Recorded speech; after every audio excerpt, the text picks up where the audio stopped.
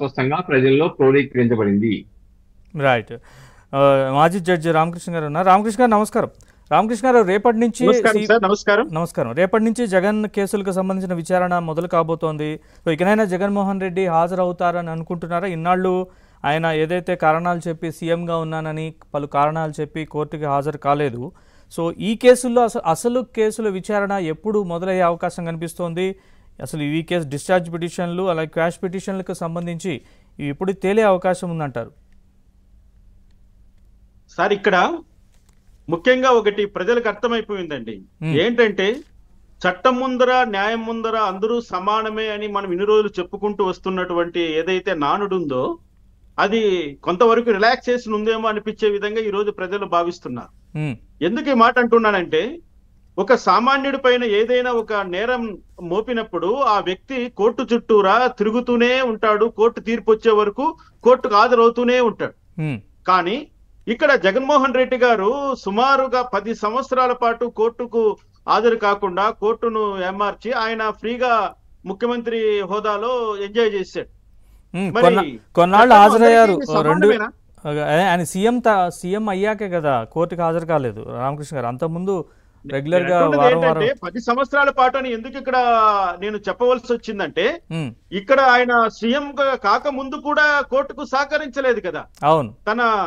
తనతో పాటు ఉన్నటువంటి ముద్దాయిలతో ఒకరి తర్వాత ఒకరిని ప్రేరేపించి ఒకరి తర్వాత ఒకరు డిశ్చార్జ్ పిటిషన్స్ అని క్వాష్ పిటిషన్స్ అని తనకున్నటువంటి న్యాయ ప్రక్రియలో ఉన్నటువంటి అన్ని వెసులుబాట్లు తను దిగ్విజయంగా వాడుకున్నాడు. తను ముఖ్యమంత్రి అయిన తర్వాత అయితే కనీసం కోర్టు వాయిదాలకు అటెండ్ కాకుండా తను రకరకాలమైనటువంటి కారణాలు చెప్పాడు. ఏదేదో ఒక 30 లక్షల రూపాయలు ఖర్చు అవుతుందని, శాంతి భద్రతలకు విఘాతం కలుగుతుందని ఆయన చెప్పవలసిన చెప్పారు. ఆ కాకమ్మ కబుర్లను కూడా వినవలసిన వాళ్ళు కూడా విన్నారు బాగా సంతోషంగా. నేను అంటున్నది ఏంటంటే చట్టం ముందర న్యాయం ముందర అందరూ ఒకటేనా అనే దాన్ని నేను ఇప్పుడు ఇక్కడ ప్రస్తావన చేయదలుచుకున్నా.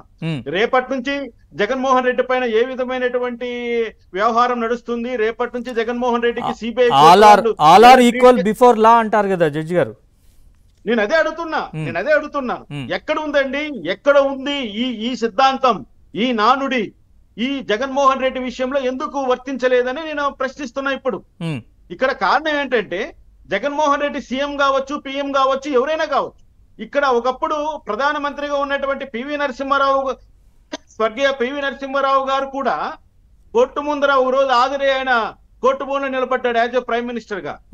అంత ఇండిపెండెన్స్ ఉన్నటువంటి ఈ యొక్క జ్యుడిషియరీలో మరి జగన్మోహన్ రెడ్డికి విచిత్రంగా 3000 వాయిదాలకు పైన అతన్ని మినహాయింపు ఇవ్వడం, ఆయన కనీసం సిబిఐ కోర్టు మెట్లు ఎక్కకుండా దిగ్విజయంగా 5 సంవత్సరాల పాటు కాలయాపన చేయడం, ఇవన్నీ కూడా చూస్తుంటే సామాన్య మానవుడు ఏమనుకుంటాడండి?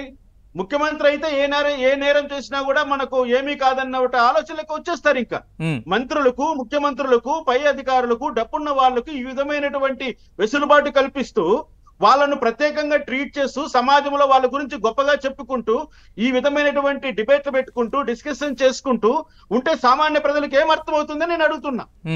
సామాన్య ప్రజలు ఒకటి అర్థం చేసుకుంటారు, అంటే న్యాయం ముందర చట్టం ముందర ఎవ్వరు కూడా అందరూ సమానమే అన్నది ఒట్టి తూచు. అదే ఈక్వాలిటీ బిఫోర్ లా అన్నది కాన్స్టిట్యూషన్ లో ఒక భాగం మాత్రమే, అది రాయబడ్డ ఒక ఆర్టికల్ మాత్రమే అని అనుకుంటారే గాని నిజంగానే ఇవన్నీ అమల్లో ఉంటాయి, నిజంగానే ఈ విధమైనటువంటి తీర్పులు వస్తాయి, అందరూ న్యాయం ముందర చట్టం ముందర సమానమే అనే ధైర్యం చేయడానికి సామాన్య మానవుడికి ఎన్ని కష్టాలు అడ్డు వస్తాయి ఇక్కడ చూడండి. జగన్మోహన్ రెడ్డి చేసిన నేరాలు ఏంటయ్యా? అసలు జగన్మోహన్ రెడ్డి తన తండ్రి యొక్క అధికారాన్ని, తన తండ్రి ముఖ్యమంత్రిగా ఉండంగా తనకు సంభవించినటువంటి అధికారాలని అడ్డం పెట్టుకొని సుమారుగా 1,00,000 కోట్ల రూపాయల ధనాన్ని, ప్రజాధనాన్ని లూటు చేశాడని 40,000 కోట్ల రూపాయల పైన అతని దగ్గర నుంచి రికవరీ చేయడానికి సిబిఐ వాళ్ళు సిద్ధపడ్డారని, రికవరీ చేశారని ఎన్నో ఎన్నో ఎన్నో ఎవిడెన్స్లు చెప్పుకోవడానికి కావలసిన సమాచారము సిబిఐ వాళ్ళు సేకరించి కోర్టు ముందర పెడితే మరి జగన్మోహన్ రెడ్డిని విచారణ చేసి అతను తప్పు చేశాడా లేదా అని నిర్ధారణ చేయడానికి కోర్టులు 5 సంవత్సరాల పాటు ఇంత వెసులుబాటు ఇవ్వడం అన్నదే ఇక్కడ మనం చర్చించుకోవాల్సిన అంశం. సరే గడిచిపోయింది, వదిలేతాం, గతం అనుకుందాం.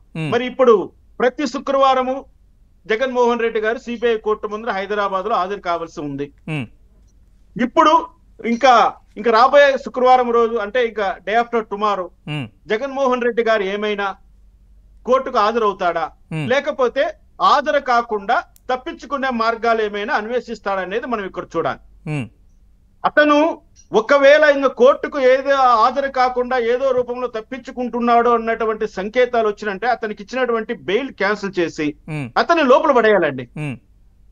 నేను అంటున్నా, మీరు కోర్టుకి- ఎందుకంటే యాజ్ ఏ జడ్జిగా రామకృష్ణ గారు, కోర్టుకి హాజరు కాకపోతే సిబిఐ కోర్టుకి హాజరయ్యే